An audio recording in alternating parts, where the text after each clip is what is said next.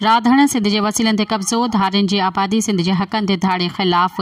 SUP पारां 14 नवंबर ते ॾींहुं हैदराबाद में शानदार जलसो मुनक़द कयो वियो आहे। इन हवाले सां SUP जे मरकज़ी सदर सैयद ज़ैन शाह पारां सिंध जे मुख़्तलिफ़ शहरनि में अवामी राब्ता मुहिम जे सिलसिले में महर थरड़े मोहब्बत खां थींदड़ राधण पहुतो ऐं राधण पहुचण ते SUP सिटी सदर तहमीज़ आगरो, नायब सदर असलम मुग़ल, जनरल सेक्रेटरी वक़ार आगरो इमरान सिंधी जी अॻवानी में संदनि जे मथां गुल निछावर करे शानदार इस्तक़बाल कयो वियो।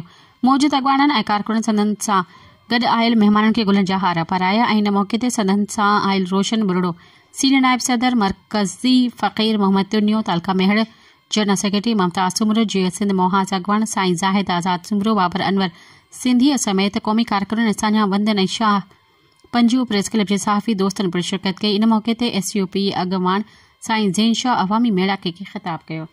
सब्सक्राइब कयो अवामी न्यूज़ HD खे ऐं ताज़ा तरीन ख़बरुनि लाइ ॾिसंदा रहो अवामी न्यूज़ HD।